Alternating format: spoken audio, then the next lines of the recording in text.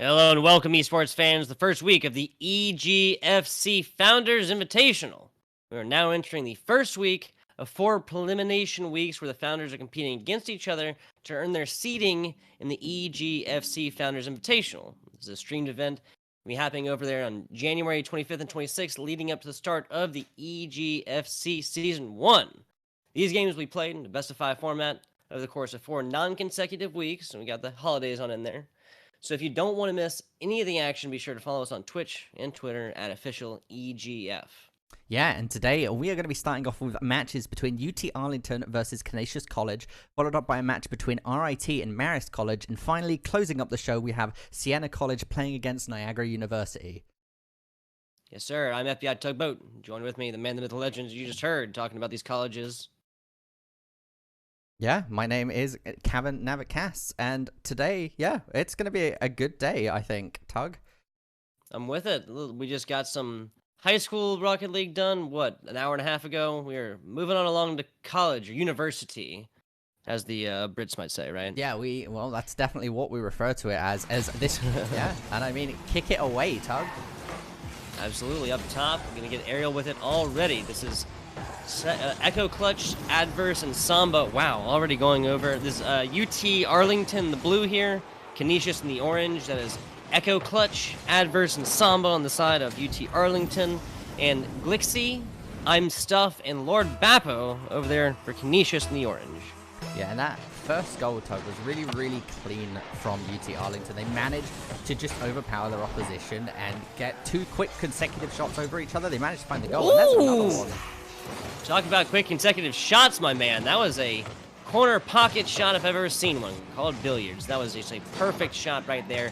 There was very little opportunity to defending that one at all. Yeah, Canisius, their rotations weren't actually that great. They overextended. There was like a double commit onto the ball as their third player was going for that boost. So unfortunately, it really didn't work out for them.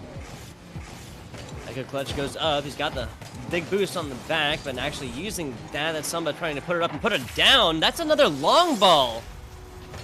Yeah, this was really clean. So GLXI managed to pop it up, and Samba stole it away and then just went for it. I'm Stuff tried to save it there, slightly too far back into the goal. He didn't feel a need to try and push it or get a flip reset. He just kind of let it flow. Yeah, why be fancy with it when the simple, not pretty works? Love to see it. Samba now taking this one over the side. Almost a very hearty attempt at stealing that one away. As Samba's now putting up towards the middle. Up and down might do it himself. Not gonna happen. Samba now taking it up top. Hitting from the roof and more. Glixie saying, no sir, get that one out of here. Big shot. It's gonna be a little bit too high, but the rebound for Adverse puts us up 4-0. Yeah, that was a lovely read and setup here, right? Once again, GLXI tries to get it. Echo Cut gets it off the backboard there. And Adverse playing patiently, waiting for his teammate to set him up. Completely committed. And they find goal number 4. Yeah, I think they're finding value in having these different hitbox cars, different model cars. We'll talk about that a little bit more in here in a second as pressure comes on to orange again. Again, that's Canisius. Big attempts here as Echo and Moore now putting it up. Now we get the flip through here. Almost gets it in there down bottom. 4 up, that would have been 5 as now this one's coming all the way back. Yeah, I'm Stuff getting a good save there. The rotations are looking a bit better from Canisius College at the moment as they need to try and clear this ball away and alleviate some of that pressure from UT Arlington. Been a lot of tall shots significantly over the goal so far, but these are UT Arlington and Canisius who can definitely get these in there, setting up plays thoroughly. Very little of this is by mistake. Now going up top again, this ball just staying up top. I say it all the time, but get some frequent flyer miles. It comes down to touch the bottom before it does, of course, is knocked in. Adverse with another one. Adverse's freestyle there was, he was just kind of freeballing it, right? He spanned more than 360 degrees. Yeah, he was just going for it and hit a very interesting angle, but still managed to make it work.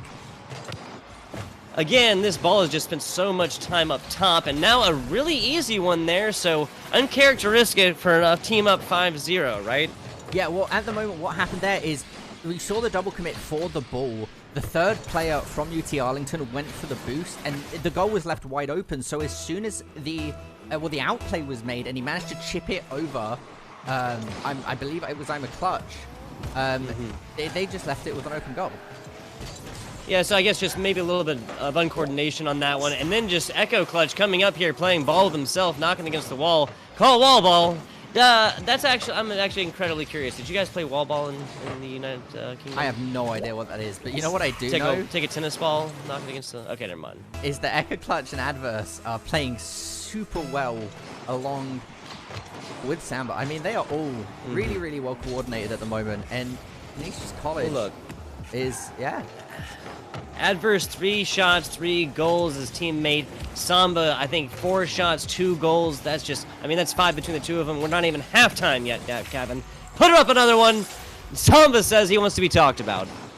Yeah, I mean, Samba's there, right? He made that commitment there. It was a good pass. He set it up. You saw the attempt, and I really, really like what Canisius was trying to do there. But unfortunately, they just could not get the right timing. Yeah, Canisius was all over that one. Maybe they just need to bring it back to the basics and get a little bit more, you know, like stop trying to be so fancy with it. I'm not sure. Now pushing up here as we're getting closer and closer to halftime. 7-1 advantage for UT Arlington. Good aerial defenses now for the side of Canisius. This is going back up. Pressure still on them. They have not been able to get this ball out past 20 seconds or so. Adverse up top trying to set something up on the side. But this ball is just absolutely hit back and forth. The Canisius defense finally gets on this one out. Yeah, at the moment, it is looking like Canisius are managing to pull some ball control over to them. But then as soon as we see that happening, we do just see UT Arlington manage to completely reverse it. Like, at the moment, they're completely in control. A little bit high here, as you said. Adverse and teammate, I believe that's Echo Clutch, is playing these sides here, bouncing back and forth and picking up big boosts as they need it. Ball coming back on over to blue. Canisius getting on offense and finding value from it so far. Nice steal away from here. Echo Clutch and Samba getting it done themselves. Yeah, I mean, it's interesting. Obviously, right, let's take a minute to talk about it's 6 goal differential, right? Yeah. And the mental, you went into this first game, you don't necessarily know what you're playing here, right? This is week 1. You may never have played against this team. You may never have warmed up, etc. And at this point, you've got to take that mental reset, because that's going straight in. That was a lovely pinch. Yeah. We talk about, yeah, like you said, man, the momentum. They're now down 7. I think it's incredibly interesting. You can see the difference in UT Arlington, how they've been playing. Now they're up 6, playing keep away. Basically, they're trying to eat up the clock. That is their enemy. Yeah, that looked like a pinch, but actually on the replay there, that was just a very clean hit. Yeah, just a super, super fast one. Now bouncing back up and down. Members of Orange aren't there, going for boost again. Again, just maybe getting a little bit too serious with it. Yeah, so if you are Canisius at this point, right, you're not going to make the 7 goals up in a minute, possibly 8 goals in a second. And great defense. You don't want to mentally exert yourself, right, over this last minute. You want to be using this time, which I like to call garbage time, as resetting, getting yourself prepared for that next match, and having a really strong game 2. No, I'm with it. Canisius not at this one quite yet. This is best of 5. Is that correct, Navik? That is indeed correct, Tug. Yep, they're going to have 2 more games here after this one, no matter what, and of course, this is just for seeding, so the score differential here does not really matter that much either, right? A W is a W? Yeah, I mean, a W is a W. Gotcha. I think statistically this one might be over, so they're just going to play keep away here. I think there's a lot of there's no point in like forfeiting, obviously. They still want to feel these teams out, you know, like see how you maybe put pressure on, maybe try something else in the next 45 seconds, maybe get some demolitions in there. We haven't seen any of those yet. What else? I mean, just straight up go for aerials, okay? They just speak it at Chalapierre, Lord Bappo getting aggressive with it. Yeah, and I think the other thing at the moment is that the fundamentals coming out from UT Arlington have just been really, really strong. They feel like a team that has at least been together for a little while, because there's some coordination as we see Samba pass to Echo Clutch, and then Samba went to follow it back up.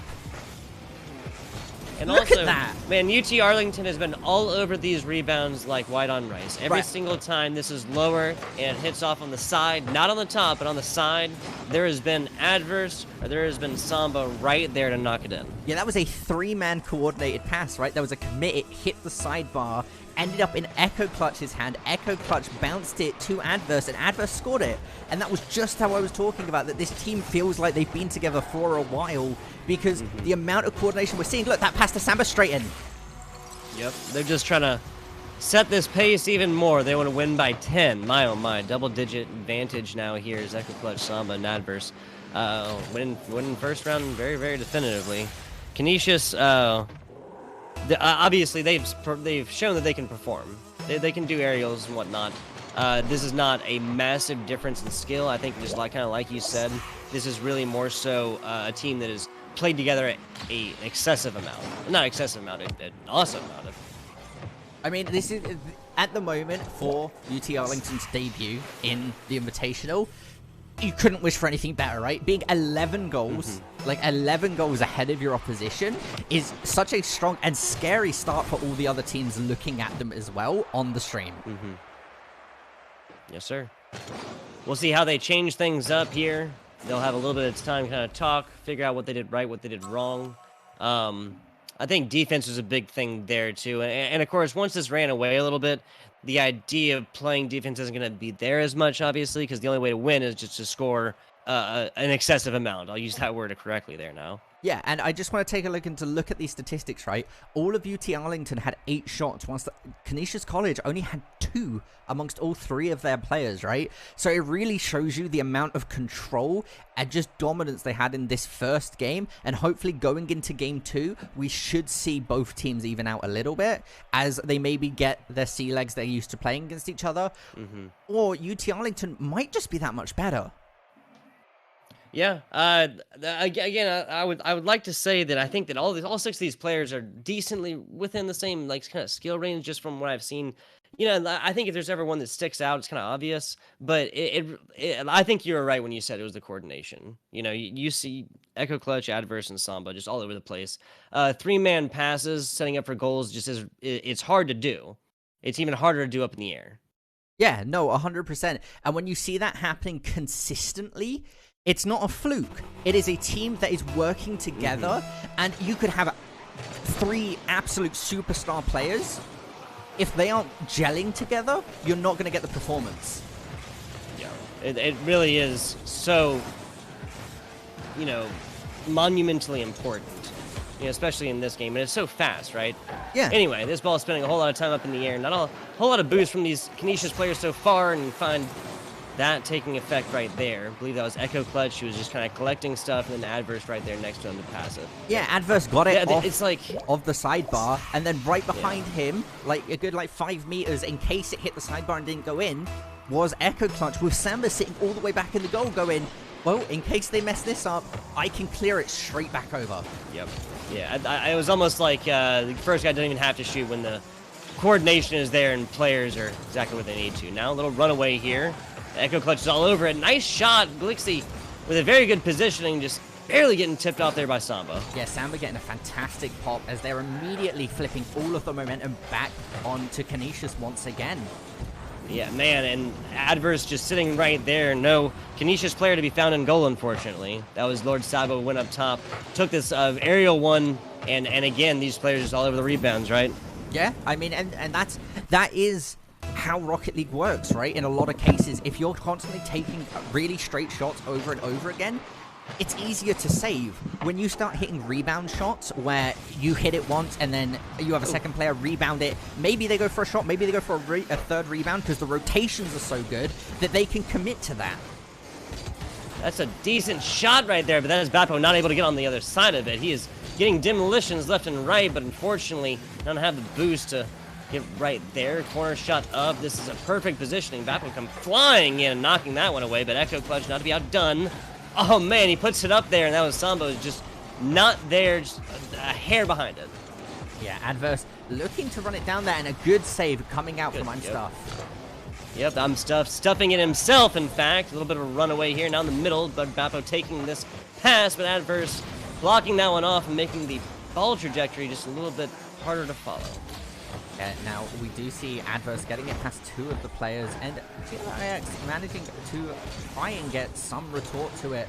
But again, there's so much momentum in UT Arlington at the moment that it's really hard for Canisius to take this ball and keep it. Yeah, up 2-0 here, and that was, man, oh man, that was Lord Bappo getting very, very close to that. He's been spending a lot of time up in the air, and usually I feel like he would block these off. That was a perfect tipper right there by Echo Clutch, man. 100%. Another 50-50 here coming forward, and I feel like a lot of these, there you go, a lot of these so far have been won by this UT Arlington team, but they have a player back to tip this one back here again. They are the Rebound Kings. Samba putting this one up decently up in the air. Great block there. Samba's all over it to put that one up there, but Canisius getting the block. Nicely done. Well, Bappo, trying to run it down, but Adverse is right on top of him, and that's the other thing, right? Is as soon as they manage to get control, you see only really one player committing to taking it back, because the other two are getting ready to set up for when he stole it. Oh, whoo! Wait, very, very fast block there by Glick. Come flying in as his teammates were unfortunately kind of suspended in the air. Long runaway there as Glix tried to get it done again. Not going to happen. Samba, nice slow slinker ball, almost like a bowling ball. And that was clean. It was a good pass. GL tried there. If he could have been like half a second faster, then I think he would have saved that. But unfortunately, it just got past that threshold where just trying to shoot it straight past the goal is just going to cause it to go in. Yeah, these Canisius players playing to their limit there, right there, and all over it. I mean, defense is... That last play was just all Glix. Very nicely done. Ball coming up again. Just this ball has been spending so much time in front of the Canisius, goal. I'm not surprised they're down 4-0. Yeah, I mean, it's difficult now. And it's one of those things, again, now Canisius are in a situation where their backs are to the wall, right? Because if they can't bring this game back, which oh, excuse me. 5 goals in 2 minutes. I'm absolutely fine. 5 goals in 2 minutes is a hard task already, but when you're playing against a team as coordinated... I'm about to eat my words. Oh no, Samba does save it. When you play against a team as coordinated and as communicative and as skilled at the moment as UT Arlington are showing that they are, it's a monumental task. It's coming back in the middle, and this has spent a lot of time there. That's a long breakaway. Stuff is going to be all over that one. Nice block on this as this is Canisius now trying to set this back up. But again, they kind of hit this ball just a little bit too high away from him for them to really maintain like control of the ball. Sama getting an explosion of his own. Bappo feeling the fire on that one. Yeah. We do see Adverse trying to, we see a lot. There's a lot of good. And what I'm seeing from Canisius, there's a lot of really good ideas at the moment, and it should be working, but UT Arlington are adapting so quickly. Samba is up there up top to block this no matter where it comes. Now a perfect... seriously, every single time this ball has been hitting a blue player, they're putting exactly where they need to. Nisha's not playing poorly by any means. They're just always getting blocked off. Echo Clutch up and top again, putting it where he needs to, over the side, but no boost to be had. Now coming back down, this will be a little bit too far. Echo clutching up top. That might be a long ball away. Samba trying to get it. Yep, he's going to be all over it. And again, that's a key word in Rocket League, right? Rotations are so important. And UT Arlington's rotations at the moment, I can't really floor them. No, not at all. They have allowed 1 goal between 2 different games so far. First one was 11 or something like this. Now 6-0. It's not as bad as it was last time. But seriously, they've just been all over this every single time the ball bounces or on the rebound. Yeah. 50-51 against here by UT Arlington. Pressure on Canisius. We hit 22 seconds now. Big pop up top. Echo Clutch knowing to hit this one just hard enough. And again, send this ball back on over to Canisius.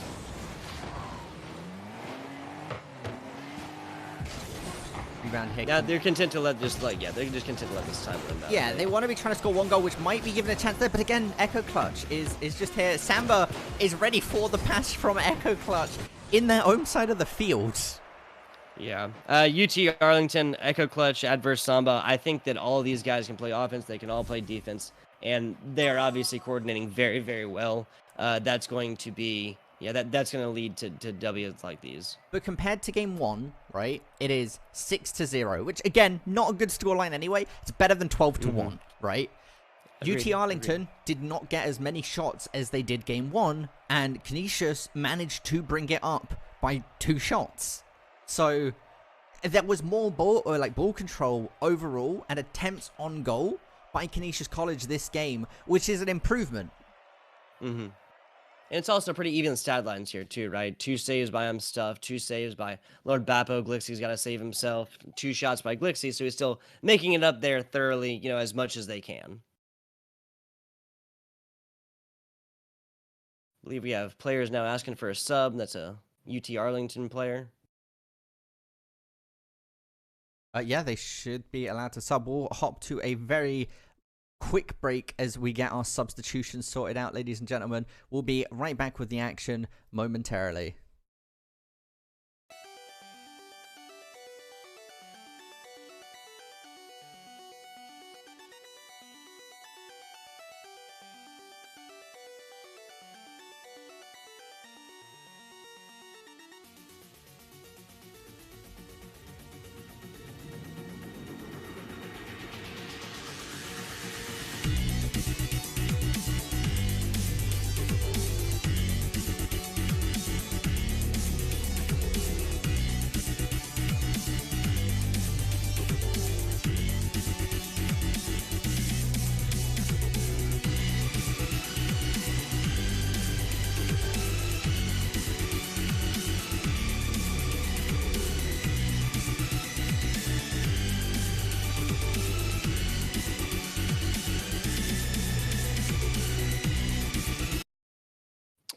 Hello and welcome back, esports fans. Hang on, I think we might have a player that unfortunately crashed. Yep, if we could pause this.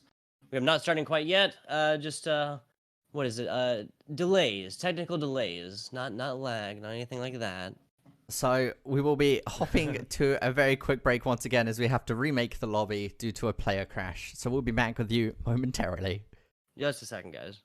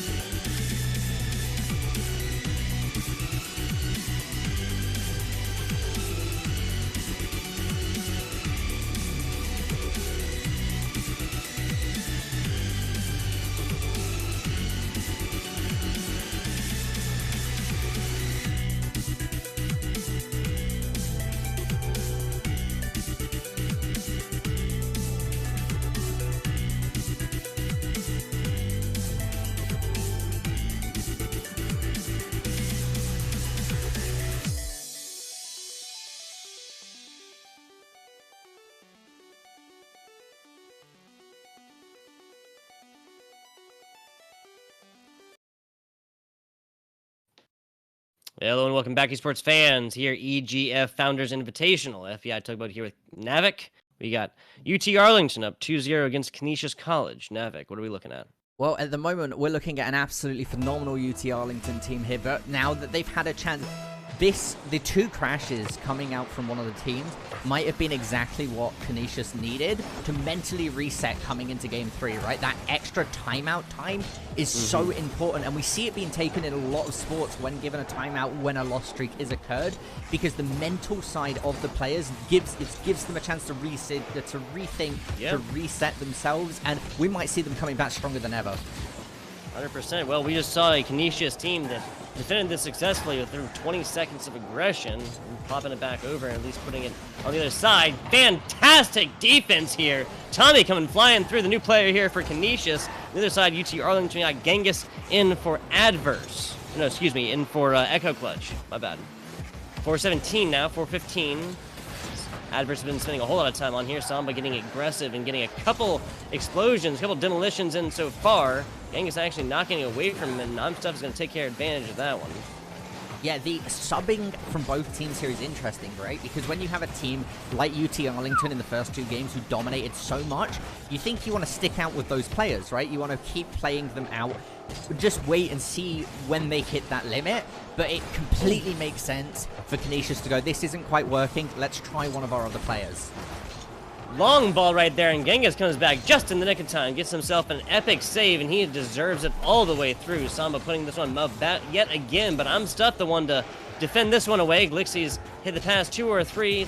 His time is over. 3:30. No scores quite yet. This is a Canisius team playing much better so far. Yeah, and that's exactly what I said, right? Given that sub, given that time out, they're able to mentally reset, and they are playing much better than we saw the first two games. Seriously, nice long ball, and they have a breakaway on this. Both players now down, uncharacteristic of UT Arlington so far as they take advantage, put it back on over towards Canisius. Explosions and more coming out, and Samba takes advantage of it.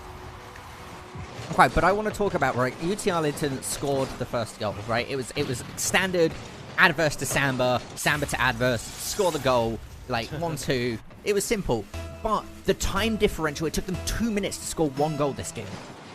Yeah. First game we saw kind of a decently quick one away with 4-5 up, and then the second one was a little bit slower, and now this is a Canisius team playing better and better every game. Maybe just a little bit of warm-up action coming through. Doubling up on defenders and goal, and then both missing it. Usually going to lead to a score. They're very lucky on this one. Pressure is still on by UT Arlington. Again, this Canisius playing way better defense. Now Glixie popping it out. Samba's there as his tradition so far, but this close defense is paying off so far for Canisius in spades. Nicely done again as Glixie bops this one out. Samba's still there with the back, but oh man, what a nice dribble up the side, popping it through 2 there. Yeah, so the issue here, Canisius is staying very much so, right? 3 players in goal is fantastic for defense until you realize that they're not clearing the ball, they're not alleviating any of the pressure, they're just managing to save shot after shot, and eventually that isn't going to work. Yeah, if you're in the winner's seat right now, you want to eat up this time as much as possible, and every second that is gone for the losers is another second that you can't score. Up 2-0, but that is not a monumental advantage so far for UT Arlington, nowhere near what they've been. Again, the rebound here, and Genghis is there to pop it in with that big flat car. Yeah, and I was saying how Canisius, it was great for Canisius to have that timeout and that mental reset, but the adverse effect could be said about UT Arlington, right? They had that reset, and now they're warming back up. Yeah, and I think getting used to the new player here, this Tommy, might be part of it. That attempted pass on the Samba, the pass is there. The shot is too high, though. I'm stuffed again with some fantastic defense. If Canisius was playing like they were the first 2 games, this would be a much, much larger score deficit. Yeah, it 100% would be, and I think that just goes to show, even if they end up losing this series like 3-0, each game has been a dramatic improvement. Yes, seriously. They could take a lot home with this one, how they performed already. Defense all day long. Tommy is on top of that one. The last shot clock, though, that's a long one. Samba is on top of it after a nice rotation back, but pressure is on to UT Arlington. Popping up, now rolling back down at the perfect 90-degree angle, popping up to the middle, but nobody there to receive it. Samba dribbling this one out. He's going to get a solid pop back towards Canisius. triple commit here by Canisius is not, again, it's not what you want to be seeing, and it's not what UT Arlington, you can see the opposite play, right? There was a triple commit for the ball there. Whilst UT Arlington, they had 2 people kind of in the area, whilst another one was grabbing boost and prepping to either follow up or defend. He gets a decent dribble on that, gets a little bit farther away from him. Glixen stuffed right there to hit this one away, but again, just UT Arlington players who are there constantly and almost blocks it off, so this game might actually not be done, my man. That was a very good attempted defense there, just a bare minimum amount of boost farther. Actually, no, it looks like he got tapped. Yeah, looks like he got tapped there at the end. Yeah, he actually. As he was trying to come in, yeah. Boost got stolen away from him right at the last second. Though I couldn't quite see it, but whatever it was, there was interference, and I think that led to this goal. Yeah, and getting their first goal is the first goal they set. When now they're only a 2-goal differential down. Compare that to game 1, when they were by the end of it 11 goals down, and this is. They are making strides. They really, really are. This is a team playing much, much better. If this was a best of 7, who knows where this would have ended up. Tommy's still there on the defense. Nicely done. 20 seconds to go, so it's not impossible, ladies and gentlemen. Samba there. Nice explosion, but this ball just kind of lost in the thick of things. Now rounding back down around. That's about 10 seconds or so. This ball can't afford to stay up in the air very much. Getting us with a long ball shot, and now we are done. Adverse with the 3rd goal on this one, 4-1.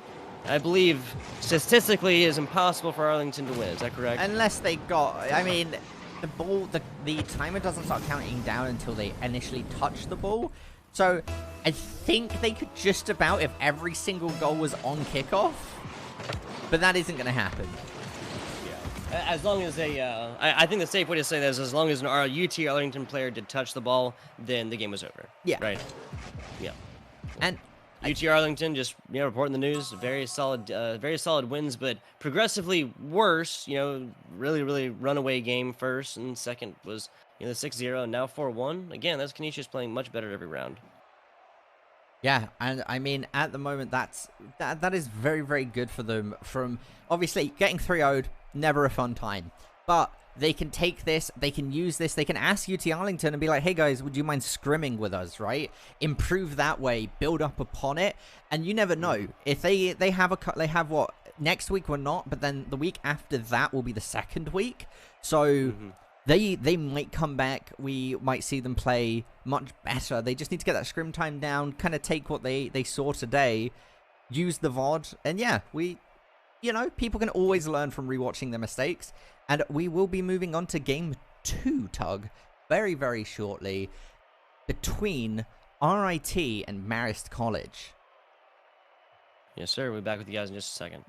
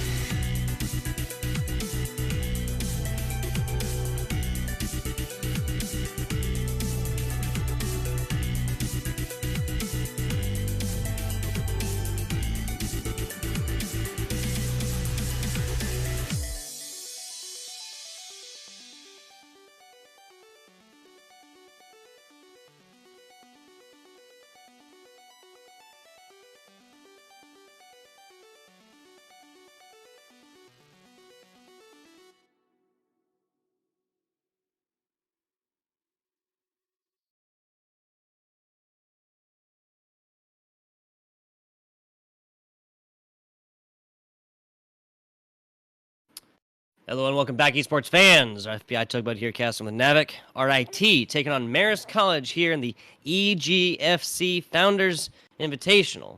So run over some of the... Again, this is 4 non-consecutive weeks. These are played for seeding. There's a best of 5 coming on in here. We just saw UT Arlington with a very dominant performance over Canisius, 3-0. We'll see how RIT and Marist College go as we get it started. Yeah, I mean, after that last game, I'm excited to see how these get changed up, right? We should see a completely different game, as it's 2 completely different teams, but I would like to see a much more even game, you know, some bit more even play, but almost immediately, we do see RIT scoring their first goal.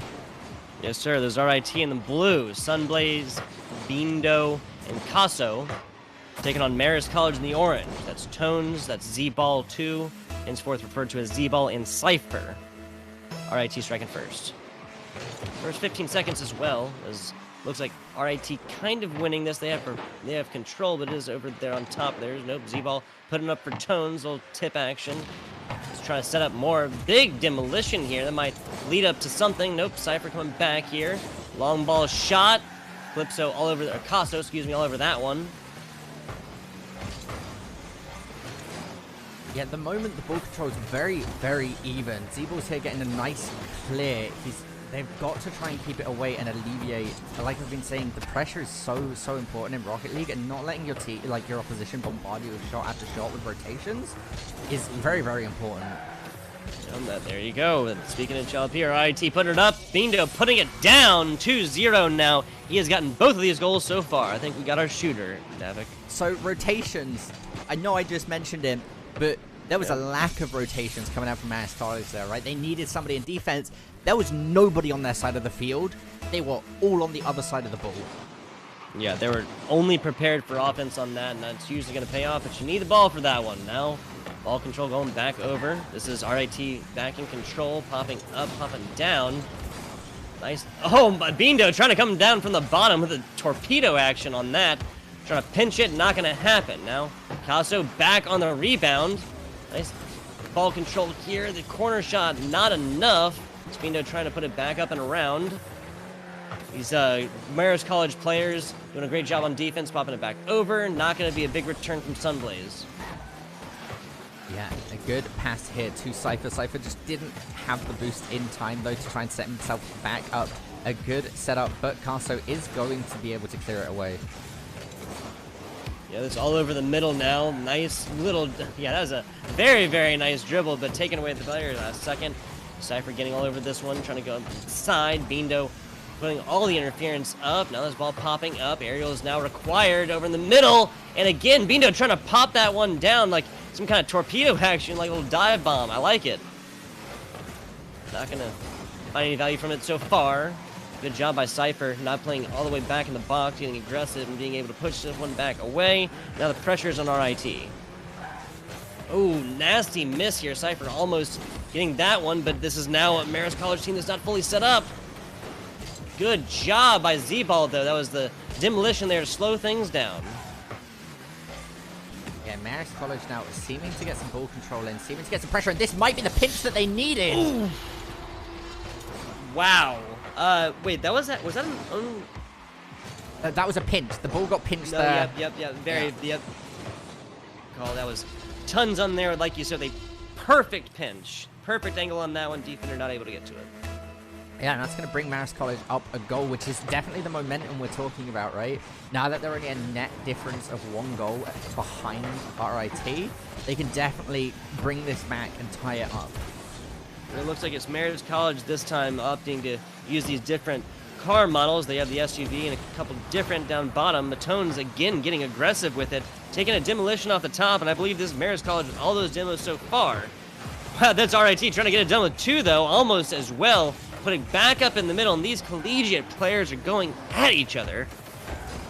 Yeah, I mean, it's definitely a time to... And the save from Cypher here is so important. As long as they don't get the follow-up, the whiff comes out from, I believe that was Sunblaze trying to commit to that double tap. And that's going to be so important now if Marist College can find a second goal. Marist College doing a great job of dribbling this one up aerially and more, But everybody has been down here in the middle and popping this ball away. There has not been any easy shots so far. Demolitions all over the place. Call this a minefield as Cypher is striking back with one of his own. Sunblaze, only one really set up on this as Kaho now coming back. This is Sunblaze rotating back after a great read on this, coming back towards the middle, making sure that Marist College doesn't control this one for too long. Up, down, easy block though. Zeeb all over that one. This is coming forward, and Bindo up in the air. With superiority and doing well with it. 1 minute to go here as Ball comes back over towards Marist College. We're going to have a second glance around with this one. Yeah, a lot of stuff had just happened there when you actually look at RIT's positioning. That was really, really well done. Unfortunately, they could just not find the correct angle, but the actual setup itself was really, really impressive. Fantastic back and forth there. You can just literally watch, everybody get into position, and then once one person's not, RIT takes it back. Now they're up 2-1. Not an insurmountable lead, and this is going to be done in literally 1 second. We've seen nuttier things happen just on these EGFC casts, just last week and today. So now pressure back onto RIT. 15 seconds. Marist College back against the wall. They're in the best of 5, but in this match, this is about it for this. Casto now with the long ball. It's going to be too high to hit. Bindo trying his best again. 5 seconds to go. Marist College needs to get this up, over, and away. Staying on down bottom, though, and that's Kaho trying to knock it down. Player's not able to get under it, and it's RIT striking first. Game 1 going to RIT, and if we give it a second here, I mean, very close. Sunblaze, 8 shots on goal, right? But only 1 goal. So overall, Marist College did a really, really good attempt at saving, right? If you actually look at the stats, the save differential between Marist and RIT, and at the same time, of course, a team has more saves, the opposition probably has more shots. And so, again, that tells us the story of who was in control of that game. But the important thing is they managed to find a goal. They almost tied it up. And coming into game 2, now that they're a bit more used to their opposition's play style, we should be seeing a much more coin flippy game to who might win. Yeah. If you didn't watch this, you were maybe tapping away for a second. You didn't realize how close this was. Other numbers here can really represent that. Look at this. We have 3 saves total on the side of RIT. Now, that was equal to the lowest scoring save player over the side of Marist. He had 3, 3, and 4, them equal. Now, what I'd be very interested to see is when RIT does not have ball control for the vast majority of this next game, how this will end up, given that we just saw a 2-1 barn burner, Navik. Yeah, I mean, I think that is the best analogy you can use, right? That was very, very close, and it really did come down to the needle. And Sunblaze setting this one on fire already. 5 seconds to go. We talk about setting a pace, Navik. That's the way to do it. Yeah, I mean, he was truly trailblazing. This is really just so up and down. There's no predictability to this. Last time we saw, what, a full minute before we even saw 2 scores? No, game 1. More than a full minute, The first goal on game 1 was extremely quick, but right now, RIT are going... They think they're used to us. Okay, well, we'll turn up the heat. He has 2 goals in 12 seconds. I love what Bindo's doing here consistently. He's got this flat car, and he's going for this almost like seismic drop onto this ball right in front of goal, and forcing players to defend at a very awkward angle. Now, tons of the long runaway ball on this one, almost tying it up. So now we're 17 seconds off the clock, by the way. So now we're in the position of where game 1 ended in 17 seconds. Yeah. Already, right? These are teams playing a little bit differently, one could say. 50-51 by the side of RIT. Popping up, forcing this player to use this boost, and not going to have enough. Bindo with a nice slick Rick move on there. 23 seconds off the clock, Navik. 4 scores. Yeah, if goals keep going like this might end up being a quite a long game. A double-digit back and forth, because we have not seen... I mean, RIT is up 3-1, but that has not been 3 scores in a row. Marist College still all over this one.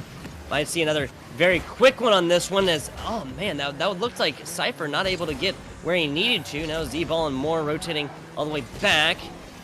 No, they're not. There's a bounce and not able to get around it. Oh my goodness.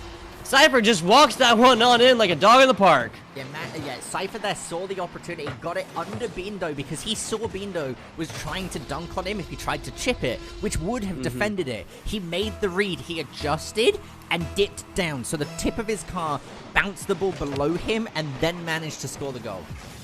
Fantastic ball control by this player as we're reaching now 50 seconds, 5 score total. Completely different from what we saw last time. Rolling around here on RIT. And this Kaho, nice, fantastic double pass here from Kaso to Sunblaze, popping up where they need to. This Marist College does not pop this one far away quite yet. Bindo and Sunblaze all over this one. Corner shot, not going to be enough. Nice pop out by this defender from Marist College. Now RIT doesn't really have full control of the ball. Sunblaze with a pass, too high though. We are seeing RIT here playing it a bit more patiently, setting it up. Bindo looking to pass it and recenter it back to his teammates. But this might be the chance that Marist College needs if they can get it past Caso. What?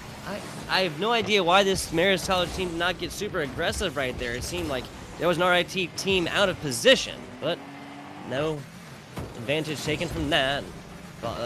Pressure back on Marist College. Nice pop over. Bindo's going to be there and hit this one back right around. Bindo there again, getting aggressive with it. Nice shot, but Z-Ball's all over that one. Now more all over it. Aerial's on the side and more. Just trying to pop back up. Sunblaze easily takes this one. Costo's still back there and ready to set up. Here comes the first demolition. Seeing Sunblaze more trying to get around this one. And Costo wins the nice blaze down the middle. Knocks that one in fine flashy form. Yeah, I mean, this was really, really nice, right? Caso passed it to Bindo. Bindo set it back up center. The rotation came out from Caso and he was ready for the follow-up. They only needed 2 players for that. The camera didn't show it, but I imagine that their third player, Sunblaze, was just kind of sitting in the back being like, okay, if a mistake happens, I'm here. Caso comfortable with this one, knocking it back over. This has just been pinball back and forth so far in this last tip-off. Caso not with possession. No player back down. Bindo is there and just barely missing his Marist. That could have been an easy one when we'd be lining up. Now we hit in halftime as Ton trying to get this over Bindo and Sunblaze, but easier said than done. Cypher with great positioning on that as Caso playing back down here on goalies. Sunblaze taking Z-Ball out of this one for the next couple seconds, but he's flying back in here and he's back in the action. Back in the action indeed as Sunblaze blazes through the sky. He gets set up by his teammate, but man, he didn't even need to follow up on Caso's setup. He just kind of let it roll in.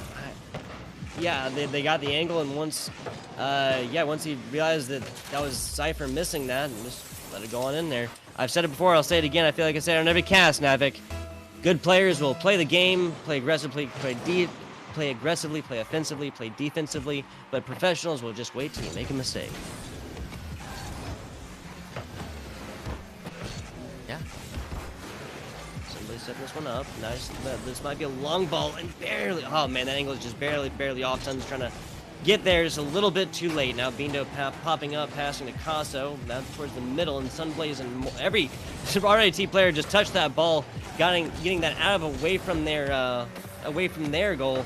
And another shot, forcing pressure onto Marist. Marist now in the middle, kind of a long ball, 50-51 by Marist, comes back around. That's a good angle there, but Caso's going to be all over it. Sunblaze with another demolition, and that could have been a score right there if that angle had just been a little bit better. At the moment, I mean, the scoreline, you can't change the fact that the scoreline at the moment is RIT are up 3 goals, right? A minute left onto the clock. They need to put on, it's like, you need to see some extreme pressure coming up from Marist College. Yeah, man, there's been 3 or 4 shots now that Marist College just barely didn't have the angle, and that could have been it. After RIT has been playing a little more aggressive, a little more loose and goose after being up, the 3-on. They've had goalie far less in back, and again, just playing aggressively. Sunblaze with another demolition here is coming back over to RIT, pressure on them. Sunblaze and more control of this all day long. Pop over in the middle, and that's going to be a long ball. And not that long. Excuse me. Yeah, I mean, this was pretty clean. Caso and Bindo both committing for it. Not necessarily needed, maybe a bit of miscommunication. Maybe they were just trying to guarantee that one of them got to it. But when you are 3 goals up, you can kind of afford to make those little mistakes. I hear you. I mean, little mistake. It sounds like a slippery slope, my friend, especially in Rocket League. I feel like little mistakes, I mean, led to a lot of these. I understand what you're saying. I'm not disagreeing with you here. Pressure now on Marist College yet again. Being doing more, setting this up. Sunblaze takes himself another demolition, setting himself on fire, trying to get to these players. 15 seconds, and this is getting closer or farther and farther away from Marist College, bopping up. Sunblaze all over that one. Yeah, 5 seconds left onto the clock. It is now mathematically impossible, and we are going to see RIT taking game 2. It would be wonderful if we managed to see... Oh, okay. It'd be wonderful if we saw a 0-second goal here, just to even the scoreline out a little bit more, but RIT is going to take it. Yes, sir. 6-2. These blue teams so far has been pretty dominant. UT Arlington coming through 12-1 victory, 6-0 victory, 4-1 victory. RIT, the first game being a little bit more even, 2-1, but then second one being 6-2. Like you said, very close to being 6-3, but still an incredibly interesting, fast-paced game there. I think I mentioned it briefly. Highlight, I think RIT, what's up? Can we highlight that RIT has 0 saves across the board? Yeah. That's what I was getting to, Kevin. Yeah, well, sometimes, it's important to bring it up a little bit faster because at the end of the day, 0 saves across the board means Marist College didn't have any control. Yeah, look, they had 2 shots, 2 goals, right? Really, like, this was completely RIT in the driver's seat. I was going to say they weren't playing very much defense because they didn't really need to, right? There's only very, very little time that ball was pressuring them. Yeah, I mean, and at the moment we are going into game 3. This could be the final game for RIT as they are 2 points up, Tug. Yes, sir. They would need to see Marist College the full reverse sweep to come through here, win this round, next round, and round after that in that best-of-5 format. 50-51 here by RIT again, looking to get it going early. Last game we saw what? 6 goals in 4 goals in 45 seconds? Yeah, it was something ridiculous like that. It was 4 or 5 goals within the span of 4 or 5 seconds to a minute. Something crazy like that. Not quite the same chili powder on this one, as Marist College still has the pressure against them, but have been able to deflect all these so far. Long ball up, and not sure if going to be able to get it. Nicely done, actually. Tons getting under top that one. Popping it up, hitting above crossbar. A little long ball action, but nothing doing. Z-Ball easily takes that one out. Nice rebound here. Tones perfectly positioned on that one and forecasting where that ball is going to be. Yeah, I mean, being able to forecast that and get a read, and the pressure that's coming up once again by RIT, we need to see Marist College clearing this ball, right? They need to be gaining their space. They need to stand their ground and make these aggressive attempts, because at the moment, they are just not finding any space. Sunblaze trying to do a beando there, pop down and knock this one in from an unusual angle. Z-Ball bring this one up and around, but Sunblaze and another one all over on top of that one. Nice aerial that's been bounced once, bounced twice off a Z-Ball and getting it going there with the SUV. This is Marist College taking the lead for the first time in this matchup. Well, and that was just, as I said, right? Marist College needed to find these chances. They needed to put on the pressure, and they exactly did that. Finding that first goal is super duper important because now they have that mental momentum to try and keep this up. As long as they don't get scored on immediately now, we should see a more aggressive, a more assertive Marist College team. Exactly, and I am honestly kind of curious to see. Oh my goodness, I was gonna say, are we going to see an RIT team that comes back and plays a little bit more defensively? And the answer is no. Yeah, I mean, because RIT currently mentally are in such a spot where they haven't had to play defensively, right? They've been able to apply the aggression. They've been able to stick it to them constantly. Now that we are seeing the opposition manage to bring in their own assertiveness, they need to start adjusting now. RIT need to realize we can't keep this up. Sunblaze starting this with a demolition. Tone's now going to be back. Nothing doing, no advantage gained from that. I think they've been trying to set these up and just haven't really been able to connect on the second ones because Sunblaze is out here hunting for goalie heads. Yeah, at the moment, Sunblaze is definitely trying to find something because with Marist College now starting to take the front seat a little bit, take the driving seat, they are throwing RIT a bit. I was going to say they're throwing RIT into a bit of a doozy, but they are able to clear it out now. And this, again, all depends on how the teams react to this next kickoff.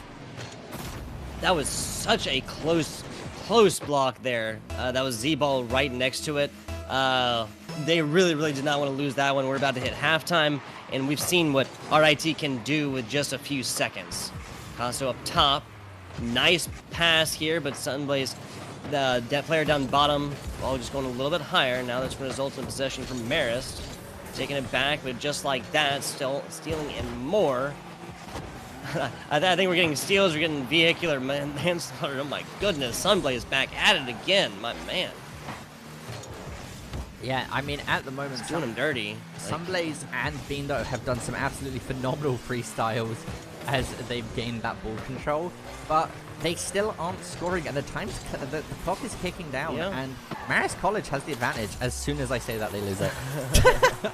Casso's been up top. That was at his second, I believe. I believe that was his second goal. This was a really nice setup, and Casso was ready to react to it. I just feel like Castor's curse really kicked in. Yeah. So I want to point this out. Casso, very good player. He realized, and he had that control over his car, able to stop that one, use his second jump to stop momentum a little bit more, and really just redirected the way he wanted to, so it'd be a much easier tap off the top. Now he's looking to do that again. Casso coming upside down like, I don't even know. This is a nice block out here, but Casso is still all over it. Marist College is not getting any leeway here as Sunblaze with a nice pop up, and actually both members of RIT outside Sunblaze go for it and knock each other out the way. That is uncharacteristic of a very coordinated team that we've seen so far, Navik. Yeah, I mean, there was some good bumps there coming out from Marist College, right? They were able to disrupt their gameplay just enough to alleviate the pressure, and that's what we're talking about. But that was incredible. The understanding and the fundamentals needed for what Bindo just did there. He saw the ball, he prepped it, this freestyle came out, he tapped it, it went straight in. Sunblaze was ready there for the follow-up in case it bounced and rebound onto the backboard or the corner. Yeah.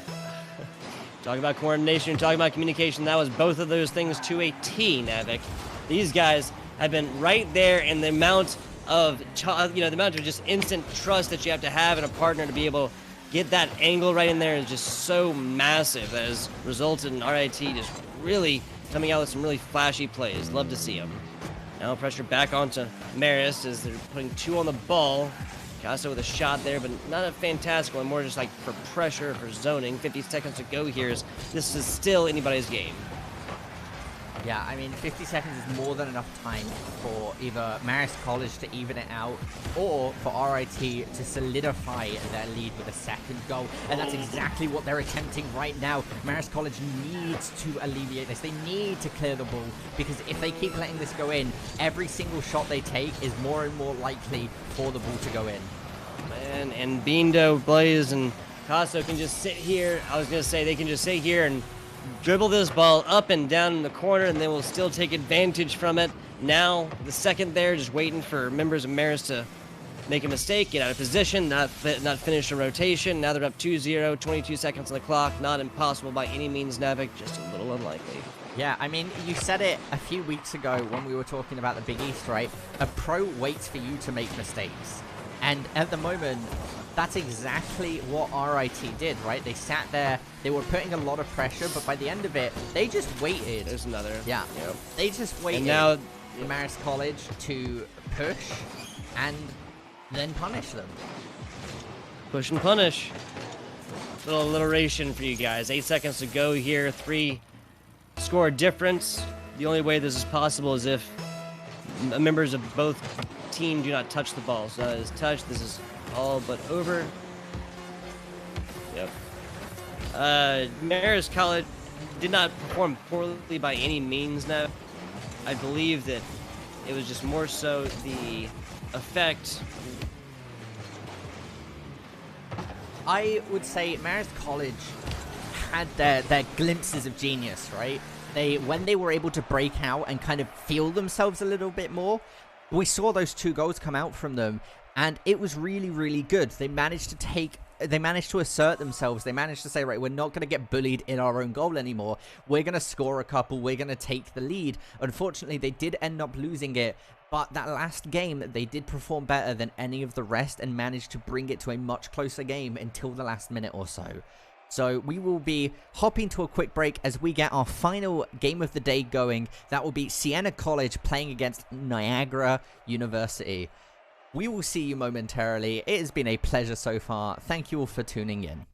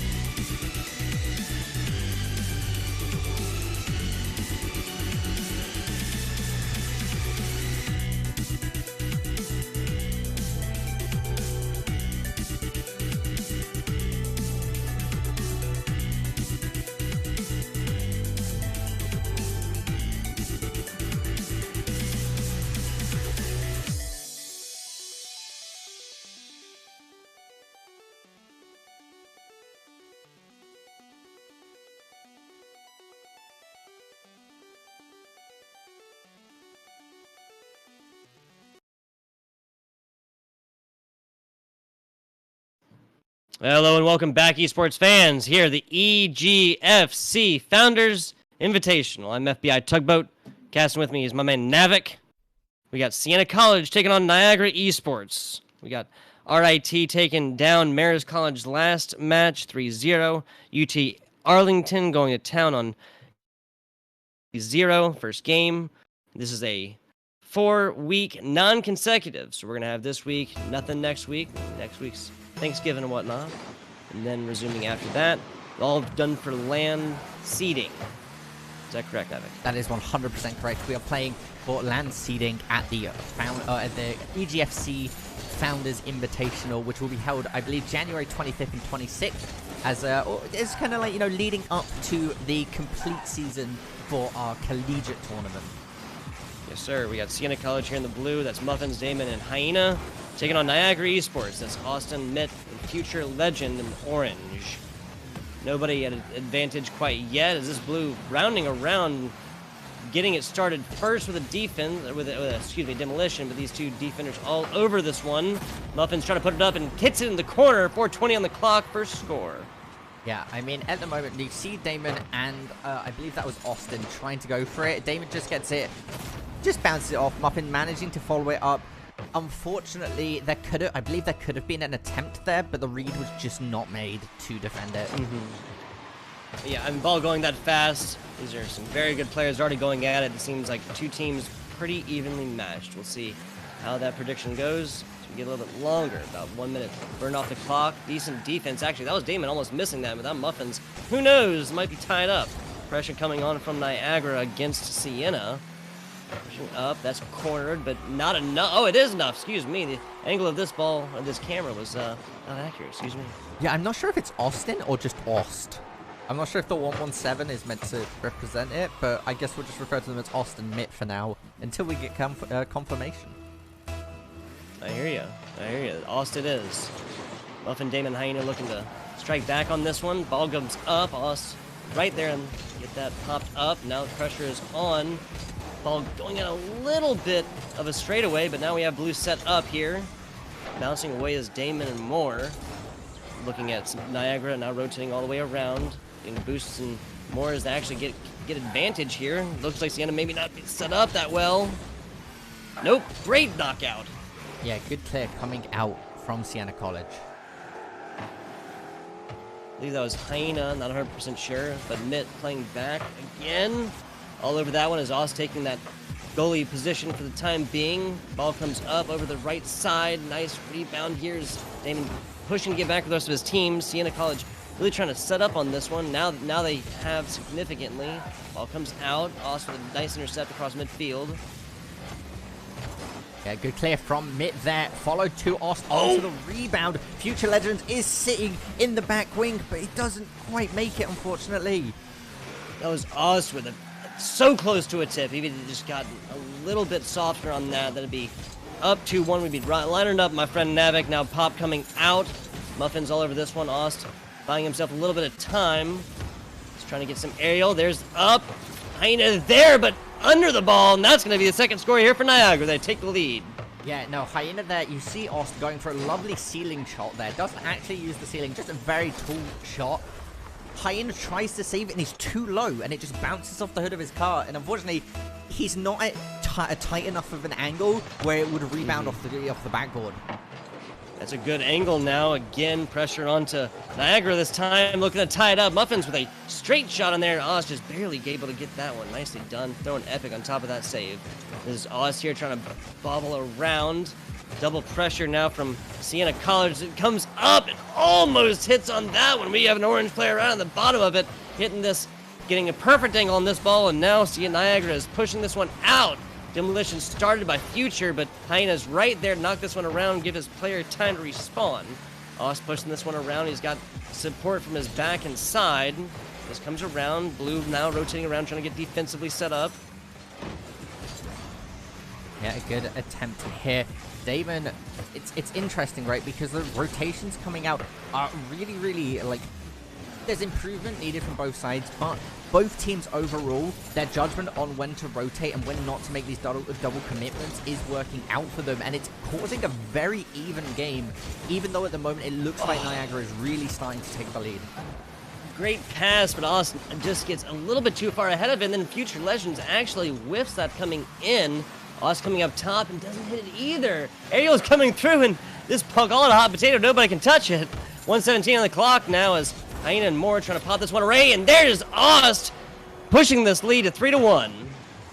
Yeah, pushing the lead is very, very handy here for Niagara, as this is game 1 still. Man. Yeah, every Siena College player just like barely under that, just flying right over their heads, but like the shadow coming over just to remind them of the failure. Man, oh man. Pop comes up, not able to get to it. Aust again with another long ball. Yeah, MIT winning the 50-50 there. It lands on Aust. He pops it, and Damon's just not ready in time. Look at that.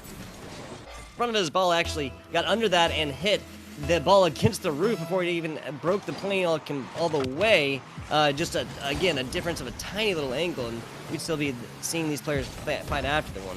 2-score difference, way better than the 3-score difference. Round and around. Hyena and Moore are well equipped to take advantage of this one. Now popping out. Aust still over that one, but actually that's not the angle that he wants. Just a little bit softer from Damon. We would have seen that one. Comes up. Damon's in position. Pops up. Hits top bar and bounces out. Now Aust looking to follow it up. I mean, you see all 3 players from Siena College there being prepared to commit, but there was none of them going for boost, nobody trying to deny, nobody trying to play it aggressively and bump the ball away. It was all 3 of them sitting in the goal.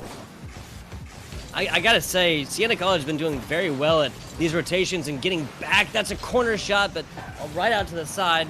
That was actually decently wide. Just the angles on the, camera not always accurate. Corner shot on this one as Aust gets another one. That is 4 goals for him. He's got saves as well, Mavic. Yeah, I mean, saves are, a big fundamental part of the game. And Aust finding another goal. I mean, 10 seconds left on the clock.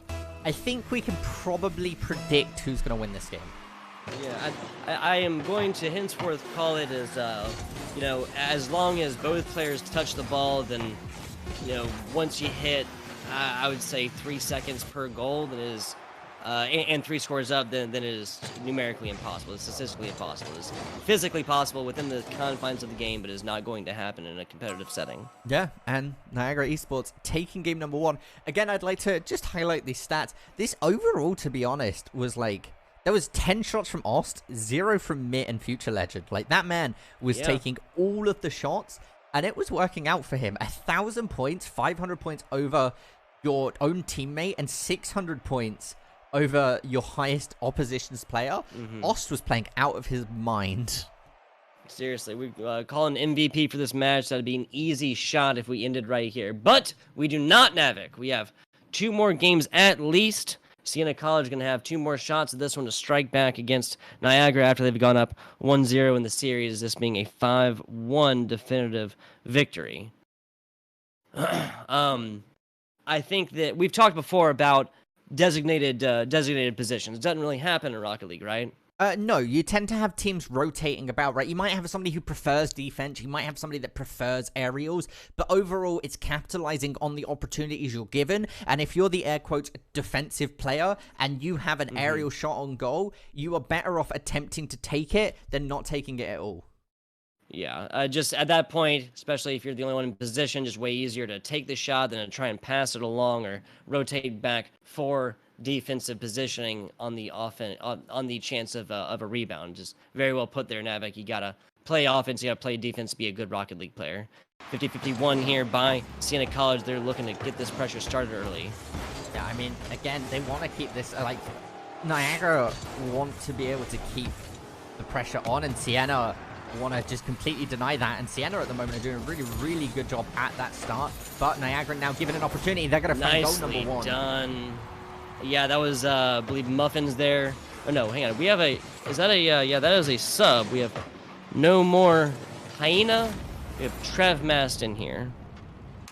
So I believe that was he who was defending and using his boost up on the first one, not able to get enough on the second. Yeah, I mean, Trev Mast being a substitution here, it might change up exactly what Sienna needs, right? We said it last game, or last set, I should say, with the last 2 scores. Sometimes the substitution is the adjustments that you need. Some players just play better against other players' play styles. That's a very, very good point. We'll see how that affects this one. No subs, I believe, for the side of Niagara. They're sticking with Future Legend, they're sticking with Mid, they're sticking with Ost. Ost again with 10 shots last time. Go ahead. No, I was going to say, it's always interesting when players decide to not use the Octane. It's very particular because, again, the Octane's just tried and tested, and there is a reason. To anybody who isn't familiar with Rocket League, there is a reason that you see everybody running this specific car that we see on screen right now. It's just the best all-rounder car and allows for so many things that I always like to think, I wonder why people use certain cars. Maybe they don't care about optimal performance, but maybe they do, or they have something planned, and it's fun to see. Yeah, it is. I mean, we see Mid here with a little flatter model, as we now see Ost doing what he does, popping in these goals, corner shots that are all but impossible to hit. This guy has just been taking advantage of defenses. Last game, again, he had 10 shots, and I think all of the goals for his team. Is that correct? No, we did see Legend managing to score a goal earlier. That was the first goal of this game. That's right. So 4 for 10, not a bad stat line by any means. 3.5 left on the clock here is Niagara up 2-0. They're looking to strike second on here and get a really, really definitive lead. Ball going up, hitting crossbar, and that's Niagara players flying all over the place trying to get on in this one. But popping around, that's a perfect angle. Trev Mast, excuse me, coming in here and showing up, showing why they put him in the game. Yeah, well, I will be honest, it's extremely good for Siena College to find that goal. That was not intentional at all. Yeah, we'll call it skillful. Good positioning. Ball popping up. Nobody really winning this 50-50 so far. There's the bounce. Nicely done. That's Mid getting up under that without all the boost in the world either. Nicely done. 3 minutes. There's another one. He's able to do it again. No, excuse me. That's Oz on that one. Credit due where it's due. Damon pushing around, but now the rotation coming out. But Blue, no, excuse me. The interrupt still coming through here. Nice long ball over in the corner. That's me blocked off. Muffin's not able to get that angle on that one. With him passed, trying to get around. Nice disruptions by Muffins. He's pushing defenders around left and right. Oz, good job staying on the ground. A lot of players would have popped up on that one. 2.5 minutes on the clock. Yeah, Trev Master there looking for that follow-up. Unfortunately, didn't quite make it, but he is able to get it past one of the defenders as Muffin takes the shot onto goal, just manages to save it, and now Damon is going to be the one to try and slow down the pace of the game for his teammate to pick it up. And to reiterate on my point for that last goal, I did say that it wasn't intentional. However, Niagara should have had somebody in defense there, right? The onus falls into Niagara's hands for the rotations to be defensive. So it doesn't matter if it was an accident. At the end of the day, they scored a goal. Yeah, you got to start your rotations instantly. Sometimes that delay will really lead to goals like that. I feel, but literally, we were talking about it, and Siena did it. Look, I mean, it kind of got away from him a little bit. You gotta be able to, you play for the best, but you're playing for the worst, Navik. I mean, yeah. And at the moment, we do see Niagara already one game in this best of 5 and 2 points up with 2 goals with 2 minutes left, right? So there's plenty of time here for Siena College to kind of slow down their game a little bit, play it a bit more methodically, wait for their opposition to make mistakes, and then commit to exploiting those mistakes. Yes, sir. This is Niagara in the driver's seat thoroughly. And literally, this Rocket League popping up, they can afford to keep taking these shots as long as they leave the pressure on. And that is, and as long as the stat line stays the same, they'll take this W and put it on at 2. But there's 90 seconds left, and this is Siena College has all the opportunity in the world. Yeah, lovely bump by Trev Master there, or Trev Max, sorry, making sure that his opposition couldn't take that shot. And that's what you need to be seeing, right? If you're in that position where you can't reach the ball, you can just stop your opponent from hitting the ball to make it go faster. You're going to help your team. Exactly. Remove the opportunity of him touching it whatsoever. Especially just let the ball go if you're on offense, right? Yeah. Lemon to go. Time slipping through. Niagara up in the driver's seat again. So, see how they get going here. Trev with that flat card. Pushing this out. Damon to his left as the pass attempt comes in. That's a little bit slower than they would have preferred. Pop comes up. Niagara getting this one out so far. Bounce down. And that's Muffins with a nice save on that one. Horizontal as well. Yeah, good tap here. Now Muffin's starting to gain some momentum for his team. And Ost clearing it immediately, but it does land in the hands of Trevor, Matt, and Damon. Yeah, Ost's a tendency to hit this one really, really far is not going to do him no favors here at the end, because they got to coordinate this one and coordinate it well, because he wants to get this away from these other teams. He wants to not have that happen. Muffins now with the next to tying shot. Yeah, so one more and we'll be seeing overtime. That was a phenomenal example of what people refer to as the guillotine, as the waterfall. You hit it in that corner and it immediately drops down in front of an opposition's goal, or your own goal sometimes, which isn't so great. But when you get that angle, it leads up to such an easy follow-up in so many cases, because it gains so much momentum, because it double rebounds in the corner so quickly that it's very hard to deal with if hit consistently well. Niagara trying to waste out this time here. Members of Blue trying to get under it. Not going to happen. Niagara now striking twice. Siena College has one more shot. Yeah, being able to grab that second game now, like you said, put Siena College in a situation where they have to cause this reverse sweep. Point differential here, looking at the scores, was much, much closer. Overall goal differential, very, very close. Shots taken were practically even, but Niagara did get more saves overall. So, yeah, it's looking close if you actually look over that scoreline. Everything is pretty even. The goal differential was only by 1. There was only, what, like 2 more saves? No, there was... I can't do math at the moment. There was 3 more saves being made. 4. I literally... Siena College had 4 total. Niagara had 8. I'm just going to use the excuse that it's 1 in the morning and say that's why I can't do math. Yeah, no, it's late for you, big dog. It's late for you. A much closer match, just numbers-wise, the closest we have seen on these 3 matches so far, except for the, that was RIT 2-1. That was the only closer one, 3-2 here now. And their other game has been closer as well. So, might see another 3-0. Might see Siena College coming back, striking, and using their last shot here to try and go for the Cinderella story, get 3 in a row. Yeah, I mean, getting a 3-0 like we've seen time and time again, and we've said over the last 2 games, because I believe all 3 of them have been, or the last 2 have been 3-0s as well. It has. Siena College has 2 outs. And 1 more, and they are out of this one. No new inning. Shots up. Muffins nails that one down, and honestly, I think that was more these Niagara players just not getting to it, right? We'll look at this one. Yeah, that's Austin Niagara, or that's Austin, Mitt trying to get to that one, just failing to do so. Yeah, I mean, at the moment, that is giving Siena College a nice immediate lead, right? And that's the kind of cushion they want when they've got to cause this reverse sweep. Yeah, they want to set this pace here, and that's a start all the way through. Mitt, a nice pop here, not really playing inside. They're just trying to take this one. That's Ost now setting it up. He's getting a lot of interference, though. Every member playing on top of this one. That could have been an easy one by Muffin, just barely missing that angle. And every member of Blue Siena College was out at that point. 4 minutes, 7 seconds on the clock.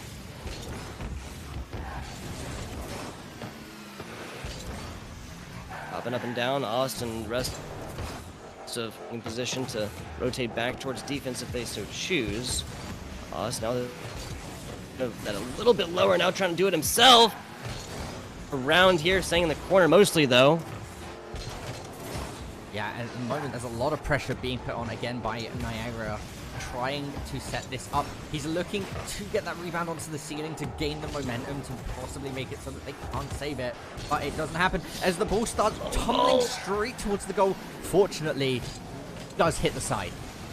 Oz there yet again, but he fails to hit it second up in the air. He spun around, hit his second jump just a second too fast, excuse me. And that was also Mitt. I think he might have been relying on to hit that, because he definitely had more momentum, definitely would have been able to pop that out a little bit better. Oof. And at the moment, not 100% sure. This 50-50 is looking interesting. It is dead even, though. It is. The scoreline pretty even. 3 minutes 15 on the clock. This is Siena College's last shot, my friend. Blue all over this one as they get aggressive with it. Popping out, though. Mid is doing a great job and has been doing a great job of getting this one out defensively as often as possible. Now midfield, pressure coming on to Sienna. Yeah, and Ost here managing to clear it out. Muffins, though, rebounding it. And you saw, right, that there was the right attempt there by Trey Master, right? He was ready to get the follow-up, but it was intercepted. But the positioning and rotation there from Siena College was really, really good. Yeah, Niagara's been having the secondary all day long. Third shot now. I believe that's Muffins' second. Yes. Double trouble for this player. This is not stopping anytime soon. About halftime here. And I always say it, no matter what this scoreline is, if one team did it in the first half, the second team can do it in the second half. Yeah, I mean, if you're a Siena fan right now, right, you were feeling it was a bit dicey, but they are proving themselves as a team at the moment. They've warmed up. Muffin taking another shot. And what has happened to... Wow, so that's the hat trick. 3 in a row now for Muffins. What has happened to Niagara's rotations at the moment? We said a few games ago, I believe when we were casting high school, that overconfidence is a slow and insidious killer. And at the moment, Siena College is completely committed to these lack of rotations from Niagara and really, really taking advantage of it. Yeah, I just gotta see. I gotta call it like I see it, man. That was Niagara team that was nowhere near. I don't even think they were in that half of the field. So that ball was coming back. You gotta be prepared for those. 2-10 now. Ost trying to get it going on the side. Actually, a nasty miss on that. That's gonna be 2 out of this. That's gonna lead. Oh my goodness! Almost a crossbar shot on that one, knocking it in. Now pressure up on against Sienna, though. Popping it in on easy one as Ost just rolling that one on in. Nice little bowling ball action. Yeah, I mean, you know, Niagara now starting to pull some tempo back. But at the end of the day, they're still 3 goals down, right? If anybody was hoping for a 3-0 sweep for Niagara, they're sweating a little bit at the moment. I mean, 4 goals scored that quickly, and that was just back-to-back. We talked about momentum. That is it. That's a rolling train, my friend. Misses and more, unfortunately, by Niagara's. Then Sienna comes forth and doesn't do much better themselves. Bounce pass in. Future legend just taps that one, lets it go. Yeah, I mean, there you go. There's Niagara scoring another goal. So now 2-point differential. 1:43 on the clock, Tug. It's definitely possible to even this out. Interesting. So we've just seen, you know, uninterrupted scores, you know, 4 all the way up, now 2 all the way up. Uncharacteristic, and maybe these teams are trying to change stats here at the last second. Almost slow ball make there by Trev. Back around, and Ost puts up another one. Again, a 3-score run now for the side of Niagara Esports. Yeah, Niagara is really, really putting on the pressure. I mean, they have now managed to close up 3 goals in a very, very quick succession. And we talk a lot about tempo here, and at the moment, it's in their park. Seriously, they're like we said, driver's seat, and there's almost another one. Ost all over that one. He does not want to interrupt this 3-score run. Popping up again, but that's just a little bit too high for Muffins. Other members of Niagara all over this one, trying to get this one out and away. Trev not willing to let this one go, though. Muffins there for him, rolling on around. A decent setup until popped out. Yeah, a good clear coming out, and then a follow-up. A setup is being made. Unfortunately, it is missed. And now that gives Siena College a chance to retort. Ost stopping the momentum for now, but Trev does manage to push it away. MCOP looking for the follow-up as well. Muffins rotating here, getting the rebound. And yeah, this is looking pretty close, Tug. Yeah, Siena College is doing what they need to, running out this time. Pressure is still on. They definitely want this ball to live here, but they have not been able to answer this 3-score run so far. Niagara only 1 away from tying that. And that was a decent little shot on top. Now there's Muffins running away with it, trying to set up for his teammates. Pop up. Nobody hitting quite yet. Ost popping it away now. Over on the side. That's Muffins now cornering this one. Up, down, bounce. Not inside, though. The angle just barely missing yet again. Last shots here for Niagara. This might be the first non-game 3 of the day. Touches bottom, that's it. Not gonna happen. Nothing doing. Siena College now striking back here. 1-2 in the series, my friend. This will not be a 3-0 for Niagara. It will not be that Cinderella story we were talking about earlier, Tug. As we take a look over into the stats, I mean, if we look at them, Not go quietly in the night. the usual story when we see no saves is that there was a complete dominance, right? But Siena College got scored on 3 times with no saves, but there was only 3 shots made by Niagara College. Every shot they managed to make, they scored. But they didn't get to make that many shots. Yeah, they like only had so much possession time, really, right? I mean, but Niagara coming through there. I think part of that is also like because Siena doesn't have any saves. I think part of that is because they switched up their game mode kind of there towards the end and did start playing, more keeping the ball on the ground, keeping it away from their goal, not necessarily scoring, but just eating up time. And with that, they didn't have really the opportunity to come back and defensively, get those saves. Yeah, and now we're going to be getting into the next game. Is this the start of the reverse sweep for Siena College, or is Niagara going to put them down right now and just end even the thought of getting reverse sweeped? I mean, a 4-3 stat line on this one. Can't say that this one's going to be anything but close, Navik. Now this is Trebmaster getting it going. Definitely can't. And like I was going to say, the only thing worse about getting sweeps is getting reverse sweeps. This is 4 players in it? Does it? Look at the bottom.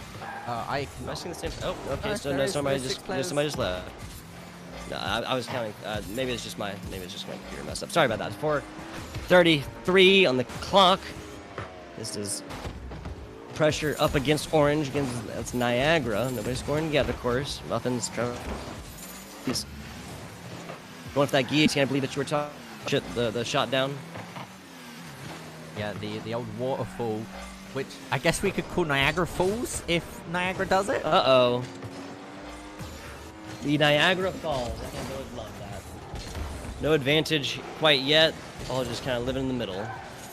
Oh, as I say that, Damon misses a relatively easy stop. Just gotta call that like it is. Look at this.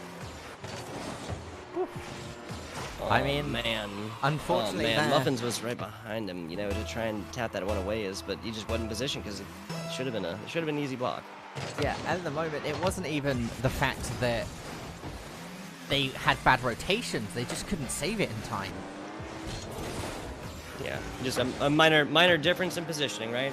Yeah. Minor mistakes. 3 minutes 45, only one advantage of 1-0 for Niagara. Of course, they win this one. The series is over. Siena's got to score one more to tie this one up, push it to a game 5, which we would love to see. 3 minutes 30. Ball coming out. Austin's all over that one, right middle field. Popping up. There is one player there, Mitt, doing exactly what he needs to and hitting that one up, buying his teammates a little bit of time to rotate and get in position. Yeah, and now Niagara's starting to put on some momentum. Trev tries to make it not happen, but unfortunately the bicycle kick does not work. But Damon might be able to run with it. A good pass to Muffins. Muffins with the follow-up is going to score that goal. And I mean, nice tie-up. Yeah. We're 1-1. Damon managed to run away with that. A fantastic clear, good rotations, and then Muffins saw the opportunity and made sure to intercept. He could have either bumped away any of the opposition if they got close to the ball, but he just went straight for it and just committed to the goal, and that's going to tie it up like you said, Tug. Yeah, I like it. I like it. Playing on a goal, and just like that, now Siena College taking the lead. Like to see it. So we have seen more ties and lead changes in this game than the previous 2 matches combined with that. 3 minutes, 8 seconds on the clock. Siena College. Yeah, Siena College taking the lead once again. This might be that fairy tale story where they reverse sweep Niagara and they just go, you know what? It was a good game because no matter what you say, it's when you get our to time. 5, It's our time down here. Oof. Ball coming on to Niagara. They have defensive possession. What they do with it is up to them. Time is against them as they are down. Now it's getting going. Players of Siena just coming in like vultures, trying to get this one. Barely getting out here is Oz. He's been playing with great dribble skills all day long here, Navik. Yeah, Trev and Damon there doing really, really well to rotate. A good save coming out from Muffin here, but another shot is going to hit the crossbar, and they are going to be able to clear it away. Future Legend getting ready, but whiffs on the attempt for another shot. Damon dunking it onto Mir. This is the aggression that we need to see from Siena College if they want to keep this lead. Pushing over the side here by Siena College, buying themselves a few seconds. Maybe time to get some boost as well. Now it's coming up. It's Trev Mass. Either that was a great fake or a bad whiff. Now popping up over. Muffin's all over that one. Using the last little bit of his boost. And players of Niagara now rotating back around, getting position. Coming around, but nobody in the middle to take it. Damon tries, but just barely too far away.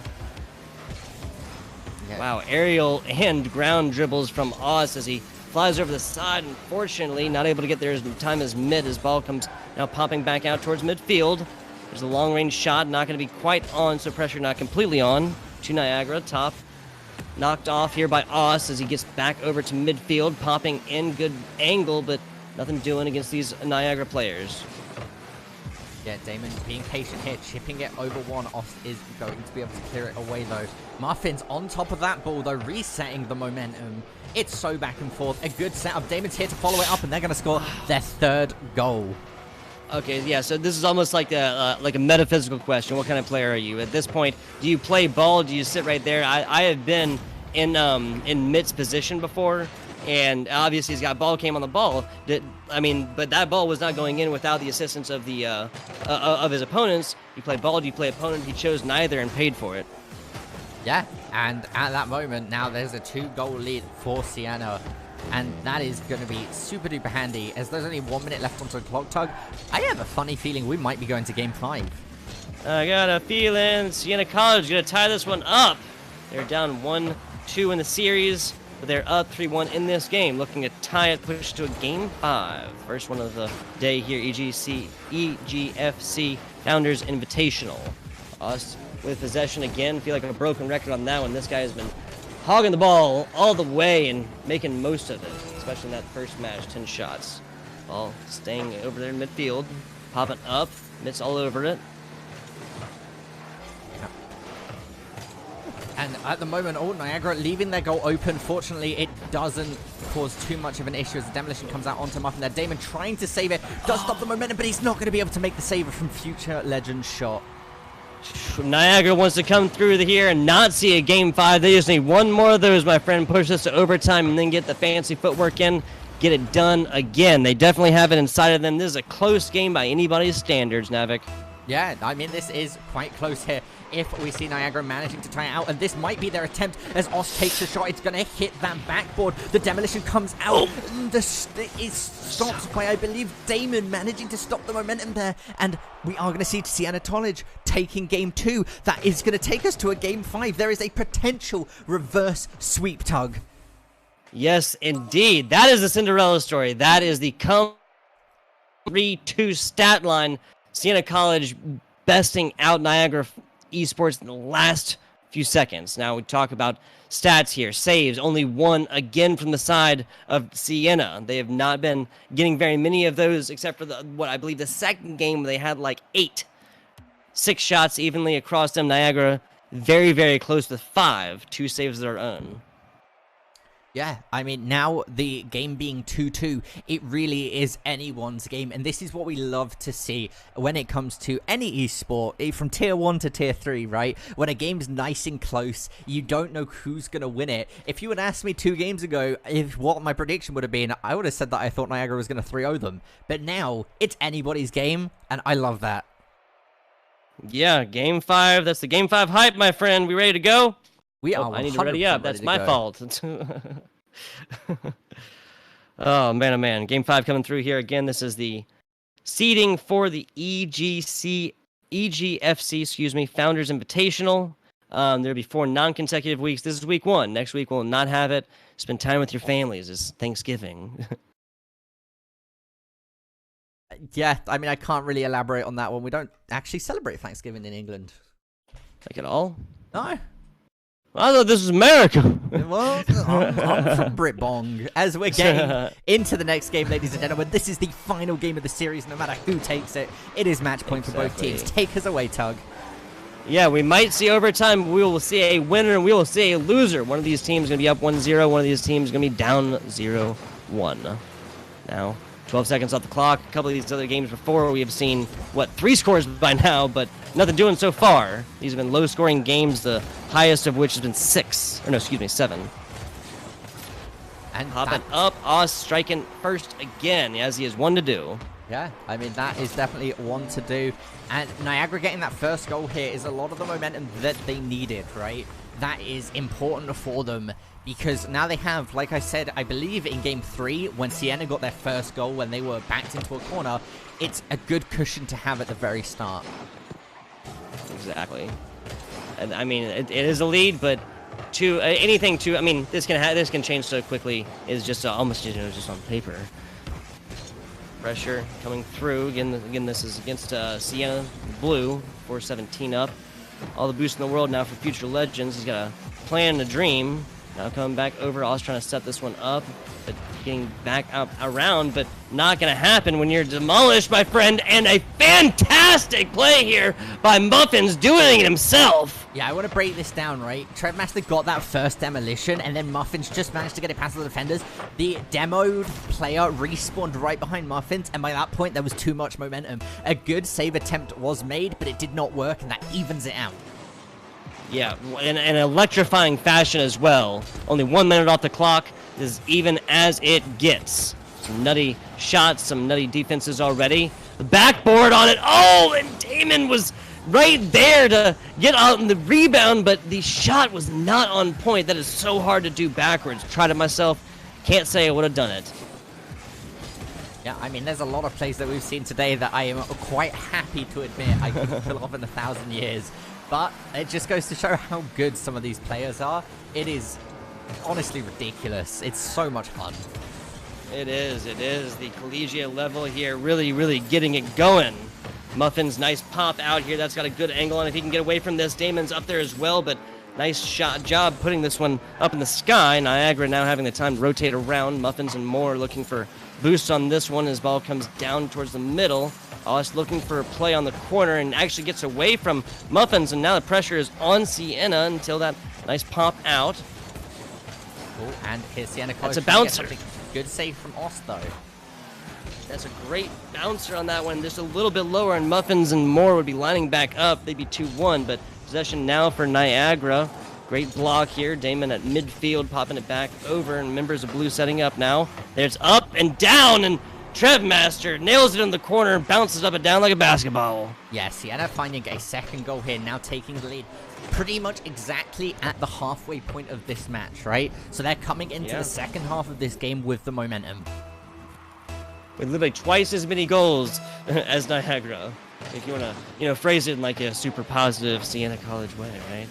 I mean, yeah, but that might take has the angle. Out. Oh, and it hits crossbar, barely knocked out. Mitt trying to knock that one in, doesn't get it through. Pressure now coming on to Niagara. Siena College has somebody, a guardian angel or something, looking down at them because that was an open goal, and that just bounced every single way they needed to not go in. Yeah, they hit everything that it could have possibly and not broken the plane completely. Trevmaster has set up shop over here in front of Niagara's goal. Now he's up top. Might hit it on the top. Just a barely little tip. Almost gets it in. Great job by Niagara with the awareness on this. Bounce up and down, and Muffins gets it done again. 2 goals for him already. So I want to highlight this. Look at Muffins' positioning, right? Midfield, ready for it to bounce out. As soon as the double commitment was made and he saw that Mitt was rotating for boost, he took that advantage and committed for it and found the 3rd goal. Man, I didn't even notice that Mitt was coming out for boost. Yet again, a team suffers from just barely not being able to get back on in there. Going out for corner boost, that big 100 is just so alluring. Now bounces there. Mitt not going to commit this one again. Attempted backflip by Damon, but gets taken right off the top from him. Pressure now on to Niagara as this coming in. Long ball shot, and I think that's going to make it. Muffins with another one. Call it 3 in a row. You know, I think, I don't want to call it so early, but we might be seeing the legendary reverse sweep come out from Siena College at the moment. They've earned it so far. They have performed every step that they need to get there. Will they earn it all the way through? So far, they are. Mass winning that 50-50 pop, going up and down in front of this. There's blue players trying to knock this one in. Siena College trying to extend this lead by one more, whiffing all the way through. Oh, I am very surprised at that. That was like, what, 4 different players? I mean, yeah, that was a lot of players committing to that at the moment, as the goal does, or the ball did line up in front of Niagara's goal right there, as we need to see Niagara Esports here bringing up their momentum, right? Mentally, they must be in such a negative space at the moment, because they were 2 up, they've lost 2, and now they're 3 goals down with a minute left. That's a lot of pressure. Momentum is everything, and none of it right now is going the way of Niagara, unfortunately. They were in the driver's seat at the beginning of this match, and that is no more, my friend Navik. Midfield is every second ticking away is at the disadvantage of Niagara, and Siena knows it, popping there. That would have been fantastic for Niagara to push this to 2 with 40-something seconds left on the clock. Not gonna happen. Corner shot in, and that's Trev Mass now with a long shot, trying to show up Muffin. Yeah, I mean, and that is going to be goal number 5. Trev Master just putting it in. I mean, the Niagara players could have attempted to be made there. Mitt did make an attempt to save it. Ost thought Mitt was going to get it. As soon as it went past Mitt, you actually saw Ost swerve and be like, wait, oh no. Yeah, right. Yeah, only so much, right? Anyway, popping back on over Damon. Damon's all over it. This is a Siena College team that knows that they can get a little bit of leeway, and Ost now taking a little bit of that leeway away. Now, they're still up 3, and they can afford to have Damon back like they kind of had the last 10 seconds of that match, but will they continue to do that on here? I would not be against it. No, I mean, 26 seconds left onto the clock, 3 goals needed. I don't need to break down the numbers here to tell you that that is not a good average percentile per goal. No, it isn't, and as long as both teams do touch, I believe now with 3 on 15, we are just outside the realm of possibility, my friend.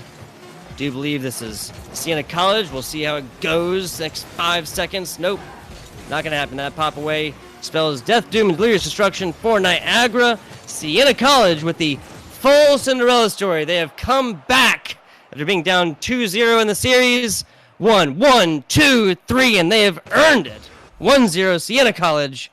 Well done to Game 5. Yeah, no, that was absolutely phenomenally played by Siena College there. They brought the reverse sweep back. If we take a look over the statistics, it's a completely different story from the first couple matches, right? Siena College is so far ahead. So congratulations to them for taking that reverse sweep. What a phenomenal way to bring it back and really say, okay, we're here, you know, we deserve to stand our ground in this. So if we have a look over the day, Tug, we saw UT Arlington beating Canisius College. Yes. RIT and Marist College playing it out with RIT taking the 3-0. And then this definitely our closest game, Siena College versus Niagara University. And they ended on a 2-3 to Siena taking the victory. I'd like to thank all of the schools for participating this week. It's been absolutely phenomenal. And of course, because this is non-consecutive, if you would like to hit that follow button on Twitch and follow us on Twitter at @officialegf to catch up with all the action and get updates when we'll be doing the next week, you are more than welcome to. Do you want to sign us off, Tug? Yes, sir. FBI Tugboat here. Over there on Twitter, that's at FBI_Tugboat. Casting with us, Navik. We will give you good people adieu. Thank you for watching. We'll catch you next time. See you later.